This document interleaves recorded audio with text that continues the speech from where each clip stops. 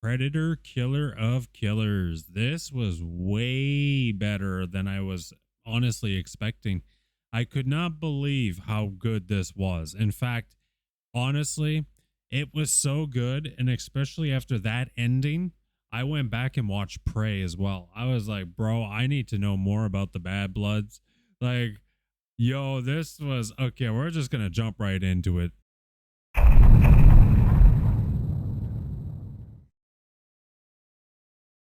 In The Shield, we are following Ursa, who is searching for the murderer of her father. And, this arc was honestly pretty good. I thought there was a lot of action. The story was kind of okay, like the search for the murderer. And, the action is intense, a lot of gore, but it's like in comparison to the other two arcs, for some reason, this one I don't think is as strong. And it's weird because I honestly, going into this, I thought that the Viking arc would be the thing that I liked the most. But I would rank this the third one actually that I like in terms of the best. But this predator that shows up in this particular arc, man, this Yautja, oh my god, this dude's insane. We saw that he was a thick boy in the trailer, but like this dude's got a pulse rifle. He's freaking laying waste to these people. It is ridiculous. Pulse punch or pulse rifle? Let's go with pulse punch.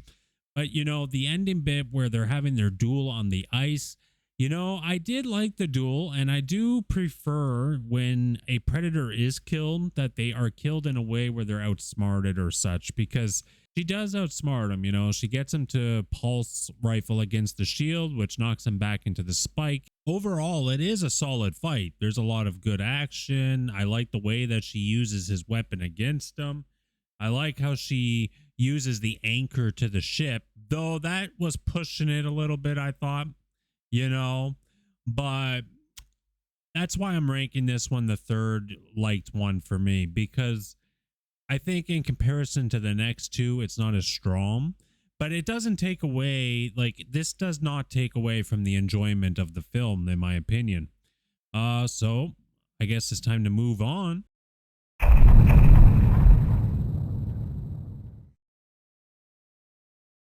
The sword. The sword is my favorite one, my favorite arc in this film. Everything about it. I love the way it looked, everything about it. And the predator in this particular one is really cool too. The story itself with two brothers, and one comes back 20 years later and they have a reduel, and everything about it was really good. This was top quality in my opinion, this arc. And the Predator, I thought, was honestly, he was really cool. This particular one really reminded me of Prey, which I ended up watching after this movie because I wanted to refresh my knowledge, as they say, on the Bad Bloods, because that's what we're watching, in my opinion. If you don't know, well, we'll get into that later. But this particular arc, man, just like the way they take out this Yacha was really dope, man. The whole like ending slice scene, dude, this was my favorite one, and I like how it ended too. I thought both of the brothers were gonna live there, but one of them died, and it makes sense. He got stabbed by the Yacha. In comparison to the Ursa arc, this one's like 10 out of 10. It could use its own film, this particular one. And honestly, I hope to see more of this in the future, like different ages, different times. I think it'd be really cool. But this was definitely my favorite one of the three. And yeah, let's move on to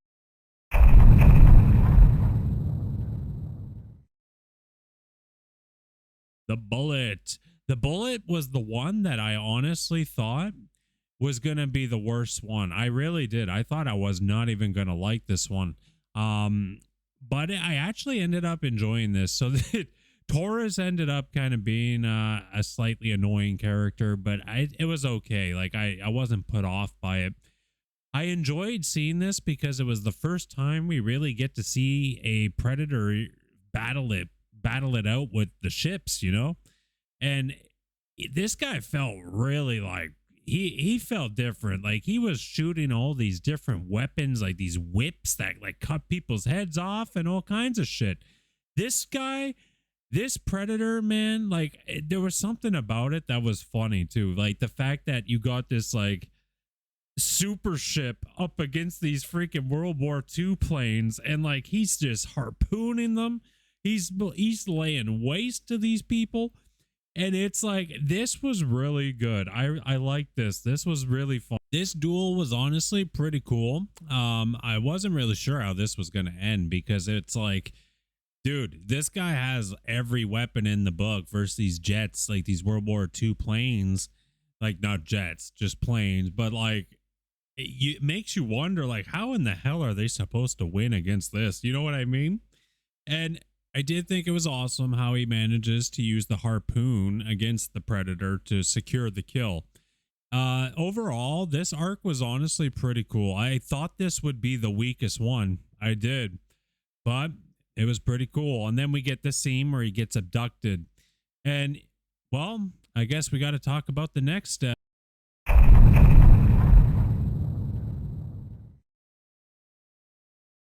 So we arrive on Yautja Prime, and well, it seems to be Yautja Prime, and we're here with our three champions, the three killers, and Torres, the Japanese fellow, and Ursa.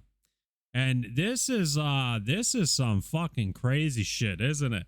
Holy fuck. Brings them to an arena, and like this is yet another reason how you know you're not dealing with the honorable Yautja. You're dealing with some fucking bad bloods, bro. And because these guys, they ain't honorable. Just like that, I thought that whole World War II thing was dishonorable too. Like that ship was way out of their class. But anyways, let's talk about this. So out comes this huge motherfucker. It's the Warlord. This dude is rocking xenomorph spines on his damn back. Let me tell you something. This guy's a fucking threat. Also, they execute, it seems to be an original Predator, like the Jungle Hunters, right in front of our faces. Like, what the fuck, man? I was like, you got to be out of your mind. He offers them each a weapon here. And, you know, the flintlock pistol, which was a cool addition. I really liked how that got used here, you know. I really like this part, this whole part here. The only thing that could have been toned down a little bit is Ursa. Like, I know she's the Viking and everything, but like, I feel like she did some moves here that were a little insane. Okay. Everything about this was awesome, man. And just like the lore stuff with how they have the explosive like neck pieces on, but it's also like a translator because they can understand the Yautja speaking to them, the Warlord, which is crazy. You know, this monster eats up Torres and like he gets taken away because they just bring the corpse off the thing, off the arena, which was funny. You get the Warlord fight, and like this guy just honestly, he's playing with them, bro. Like he even laughs a little bit there at the end, like when they hit him with a weapon. And it's like this dude was really cool. I like the way he looks, this Warlord, you know, and they make a play for the ship to escape. And off they go, right? And you basically get the scene where the Yautja Warlord is like, we're going hunting, boys.